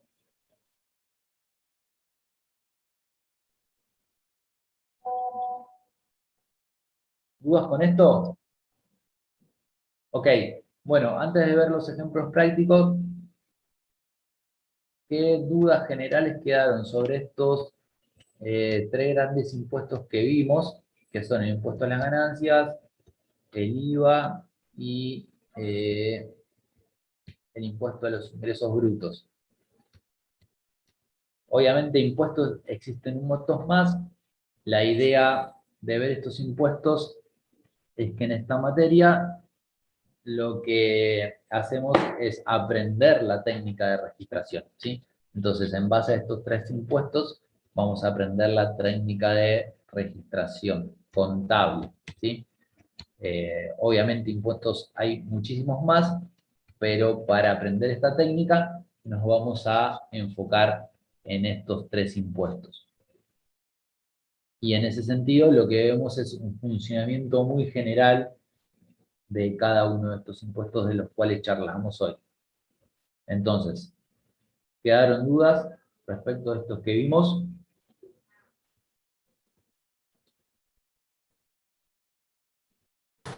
No, todo bastante claro. Bueno, ok. Entonces, pasemos a los ejemplos prácticos que propone Francisco en la guía de discusión. Bueno, nos dice, impuesto a las ganancias. La entidad cierra su ejercicio comercial el 31 del 12 del 2019 y el resultado impositivo es una ganancia de 100.000 pesos, por lo que aplicando la alícuota correspondiente se debe registrar con fecha de cierre el siguiente asiento. Bien, lo que tenemos que hacer es, entonces, sobre ese resultado impositivo, ¿sí? Sobre esa ganancia impositiva de 100.000 pesos, tratándose de una sociedad comercial, le aplicamos la alícuota del 30%, ¿sí? Entonces, 100.000 por el 30% nos da un resultado de impuesto a las ganancias de 30.000 pesos. Y registro. Voy a mi libro diario y registro. Impuesto a las ganancias, resultado negativo, ¿sí? Es un impuesto soportado por la sociedad. Es correcto registrarlo como un resultado negativo por 30.000 pesos. Contrapartida de eso, impuesto a las ganancias a pagar, pasivo, ¿sí? Por 30.000 pesos.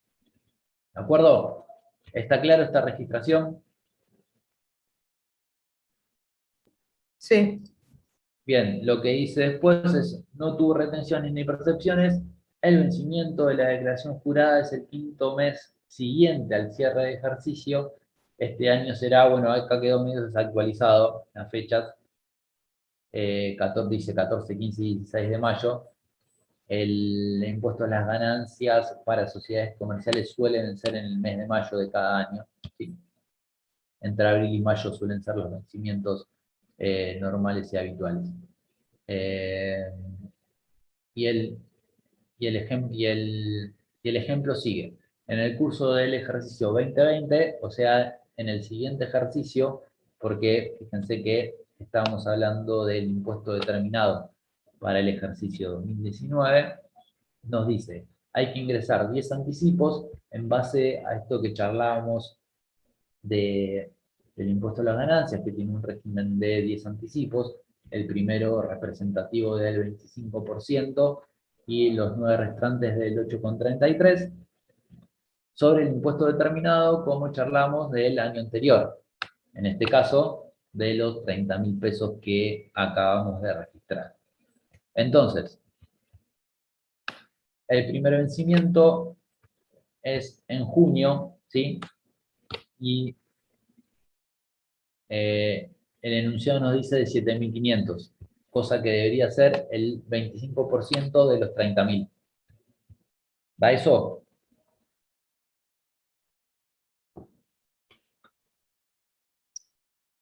Y los 9 anticipos restantes deberían ser el 8,33 de los 30.000, o sea, 2.500 pesos. ¿Está bien? Bueno, cuando efectúo la registración de esos anticipos, en el ejemplo no está, pero lo que debo hacer es anticipo impuesto a las ganancias, cuenta de activo, ¿sí? Porque recuerden que es un pago a cuenta del impuesto que vamos a determinar, ¿sí? Entonces, en mi libro diario debo registrar anticipo impuesto a las ganancias, cuenta de activo, cuando registro el primer anticipo por 7.500, y si lo pago, el medio de pago, En caso de no pagarlo, será un pasivo que será anticipo impuesto a las ganancias a pagar. ¿De acuerdo? Hasta el momento que lo pague, una vez que lo pago, cancelo ese pasivo. ¿Sí? ¿Lo ven? ¿Sí o no? Sí, sí.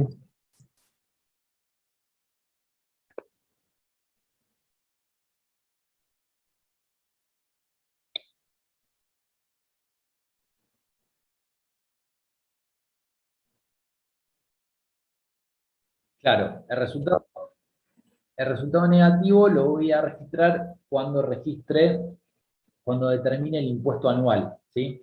En el mientras tanto, este régimen de anticipos para mí van a ser activos, ¿sí? Porque lo voy a hacer jugar con el impuesto determinado al momento del pago, ¿sí? Estos anticipos son pagos adelantados del impuesto, ¿sí? Entonces, todo pago adelantado es un activo. Vamos a ver la registración porque no sé si les queda claro. Ahí abro un Excel.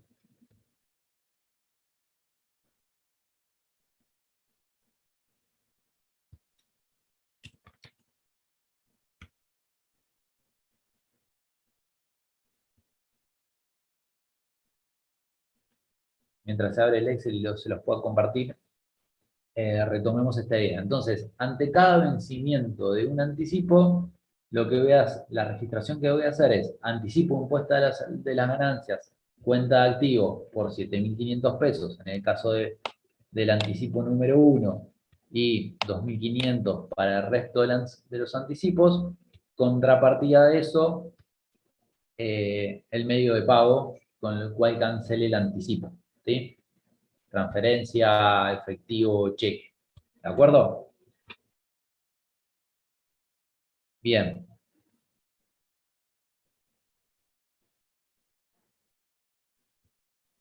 Compartir Excel.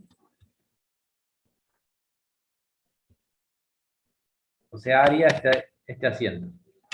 Anticipo impuesto a las ganancias, teniendo en cuenta el monto del primer anticipo, 7.500. Contrapartida de esto, supongamos banco. ¿Sí? 7.500. Ante cada anticipo, siempre que lo pague, hago esta registración. ¿Sí? Bien. Vuelvo a compartirles la guía y seguimos con el asiento, con el ejemplo. Entonces nos dice, al cierre del 31 del 12 del 20, la situación fiscal de la entidad sería la siguiente. Anticipos ingresados del 1 al 7, 22.500. ¿Sí? ¿Por qué del 1 al 7? Porque fíjense que estamos cerrando ejercicio económico el 31 del 12 del 2020. Con lo cual, a esa fecha yo solo ingresé los anticipos correspondientes hasta diciembre. ¿Sí? Es decir, ingresé el de junio, julio, agosto, septiembre, octubre, noviembre y diciembre. 7 anticipos. 6 de 7, 1 de 7.500 y 6 de 2.500. ¿Sí? Deberían estar representados esos 7 anticipos por los 22.500 pesos. ¿Está bien? ¿Suman eso? ¿Un anticipo de 7.500 y 6 de 2.500?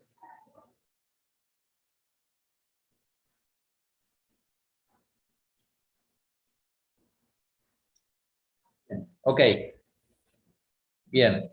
Después nos dice, retenciones efectuadas por los clientes, 8.500, es decir, me practicaron retenciones por 8.500 y percepciones efectuadas por los proveedores, 5.000 pesos.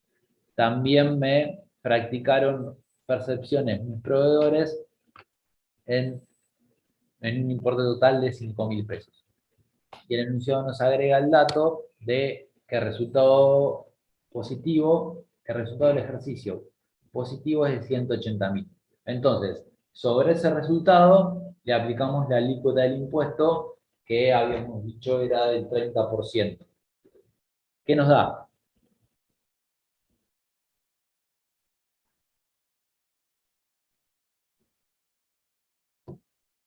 Vamos chicos, que ya terminamos.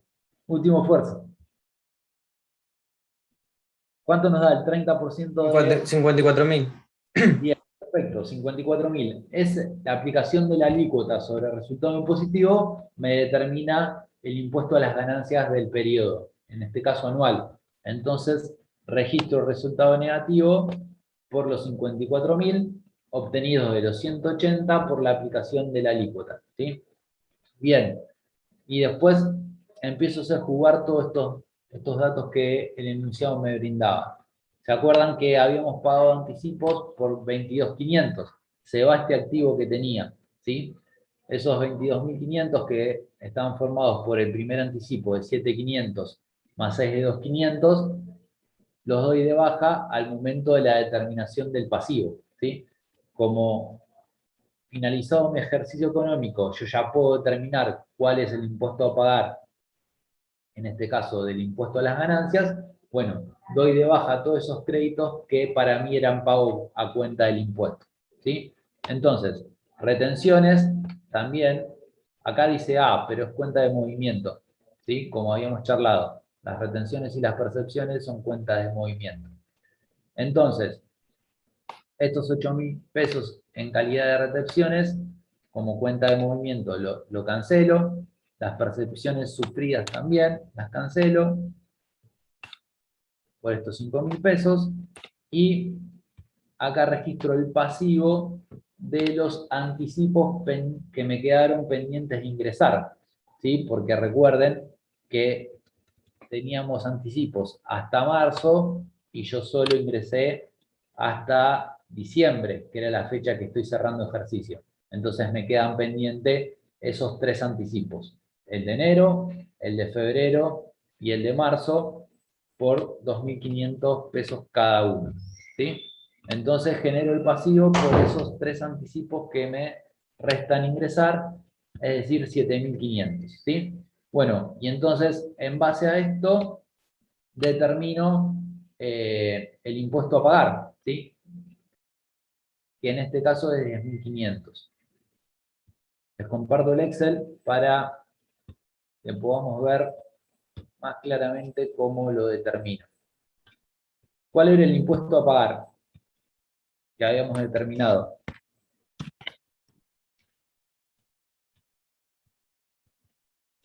El impuesto determinado, perdón. ¿De cuánto era? Bien, perfecto, de 54.000. La ganancia impositiva por la alícuota del impuesto. Bien, después que teníamos anticipos pagados, ¿sí? Esto era, ¿cuánto? 22.500. Digamos, pagos a cuentas del impuesto que estamos determinando ahora. Retenciones, el mismo concepto, pagos a cuentas del impuesto. 8.500, perfecto. Percepciones.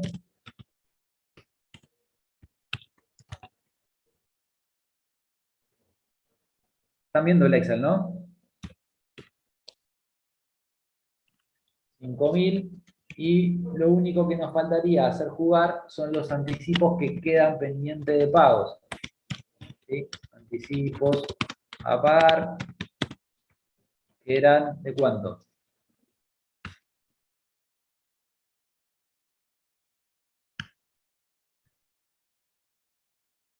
De 500, perfecto. Entonces, con este juego de suma-resta, llego al impuesto a pagar, que es ese pasivo que vemos que estamos registrando en nuestra contabilidad. ¿De acuerdo? De esta manera determinamos el impuesto a pagar. Lo que vamos a ver en los ejercicios que vamos a practicar es que muchas veces no tenemos algún dato de estas fórmulas, entonces tenemos que jugar con un pasaje de términos, ¿sí? Quizás tenemos el impuesto a pagar y no tenemos el impuesto determinado, entonces, nada, ahí haciendo un pasaje de términos, como una especie de ecuación, podemos obtener el dato del concepto que nos falta que el enunciado nos brinde. Pero nada, ya lo vamos a ver en la práctica eso. Bien. De esa manera determinamos el impuesto a pagar. Volvemos a la guía, si avanzamos con los datos que nos brinda el enunciado. Y bueno, nos dice, esto sería si hay, si hay más ganancias que el año anterior. Si hay menos, quedaría pedir una reducción de anticipos, tema complicado por las fechas y habría un saldo a favor de la firma. Claro, porque ¿qué sucede si yo obtengo una ganancia menor que en el ejercicio pasado y mis anticipos los determiné en base a la ganancia del ejercicio anterior? Entonces puede ser que de anticipos termine abonando más que la ganancia que voy a determinar para el ejercicio que estamos analizando. Con lo cual, lo que yo voy a poder estar haciendo es pedir a AFIP una reducción del monto de los anticipos para igualar esa menor ganancia que voy a estar obteniendo en el ejercicio bajo análisis, ¿sí? Entonces nos dice, supongamos que la utilidad del 2020 fue de 80.000 en lugar de 180 como había sido antes. Entonces, a los 80.000 le aplicamos la alícuota del 30 y nos da estos 24.000. ¿Sí? Haciendo jugar los ítems que habíamos hecho jugar en el ejemplo de arriba, ¿sí? ¿Se acuerdan? Todos estos, los anticipos pagados, las retenciones, las percepciones y los anticipos a pagar. En este caso, al tener una menor ganancia, el impuesto por lo tanto es menor, y en lugar de quedarme un saldo a pagar, como en este caso, me queda un saldo a favor, ¿sí? De 19.500 que voy a poder utilizar en la próxima declaración jurada del impuesto a las ganancias. ¿Sí? ¿Está claro eso? Bueno, y vemos por último el ejemplo del IVA y cerramos. Impuesto de liquidación mensual usando cuentas de movimiento, por ejemplo, IVA crédito fiscal, IVA débito fiscal, también existen retenciones y percepciones. Algunos ejemplos. Presentación de enero, los datos son, tengo un IVA débito fiscal de 30.000 y un IVA crédito fiscal de 18.000. Como habíamos hablado, el débito proviene de las ventas, el crédito proviene de las compras. Y tenemos retenciones por 2.500 y percepciones por 1.000. ¿Sí? En la declaración jurada de IVA, lo que vamos a estar haciendo es involucrando las percepciones y las retenciones, y en ganancias también, que solo me practicaron a mí, no las que yo practiqué al resto de mis proveedores, ¿sí? Las que yo practiqué no las voy a declarar, no las voy a hacer jugar en mi declaración jurada mensual de IVA ni anual de ganancias, sino que las voy a rendir por otro régimen. Al momento de la determinación del impuesto, ya sea de ganancias o de IVA, solo voy a involucrar las retenciones y las percepciones que me han practicado, ¿sí? Las que yo he sufrido. Bien, entonces, como decía el ejemplo, el IVA débito fiscal, que habíamos hablado que es una cuenta de movimiento, crece del lado del haber.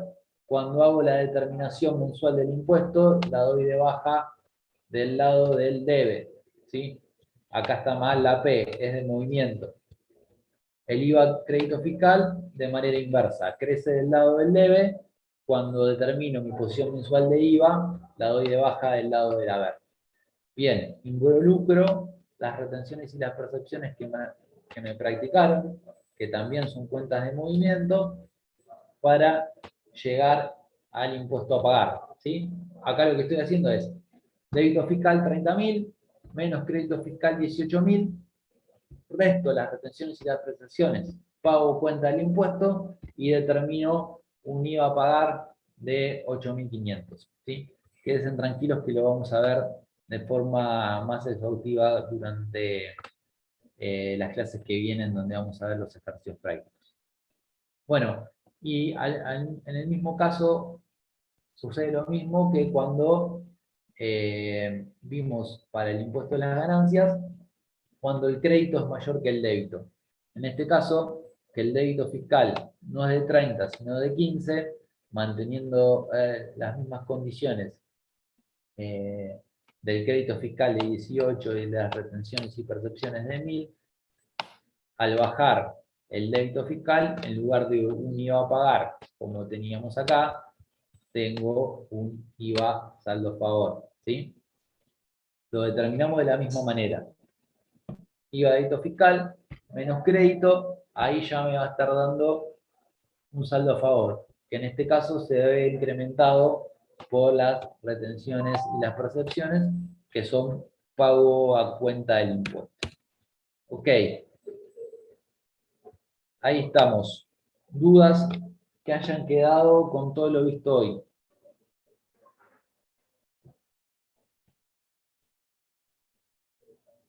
¿Se quieren ir? No, Facu.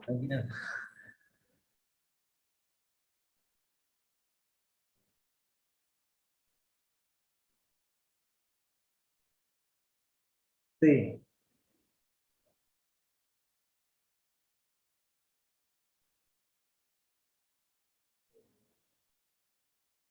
¿Compartirlo?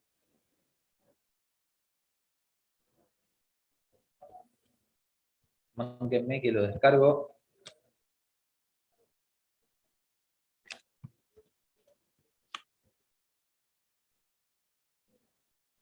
De la clase de hoy, ¿no hay dudas?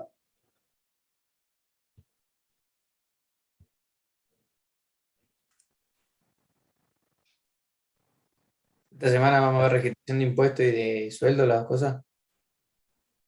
¿Cómo? Esta semana, en lo práctico, vamos a ver de impuestos y de sueldo. Exactamente, sí. Tenemos ejercicios de sueldos y jornales y de impuestos durante toda la semana.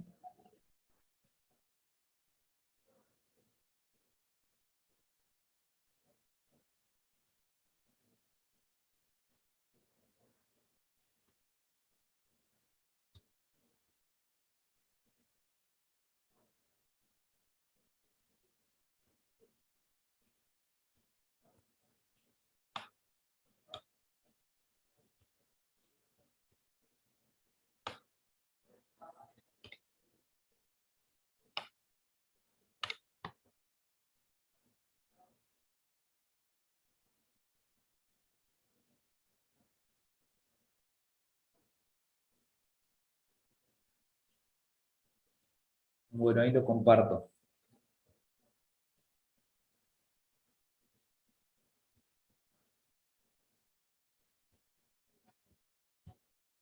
A ver, digan.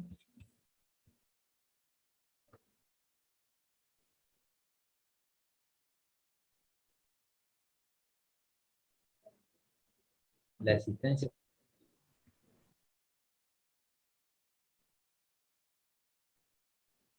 No, no puede ser. La existencia final. Acá. No, porque en el Excel que estaba al principio decía como en número y decía 0. En unidad de ahí decía 0, no sé por qué. No Capaz me que lo lo cambié. descargué. No me- En el que está subido al campus sale 0.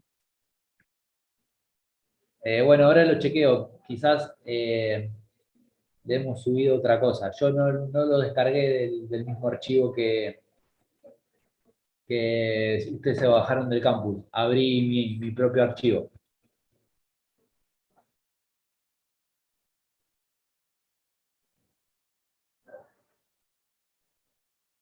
A ver, a ver, a ver. Bueno, igual a él le da el costo de mercaderías vendidas 6.900, es el que creo que la mayoría tiene bien hecho así. No te escuché, perdón.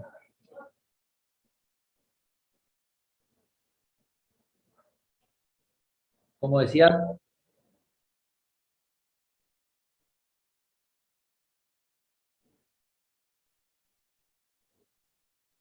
El costo va a 6.900, sí. Sí, porque en el del campus salía existencia final 0 y costo 44.400. Entonces, Eh, Está mal. Ahora chequeo el archivo y lo cambiamos. El costo es 6.900.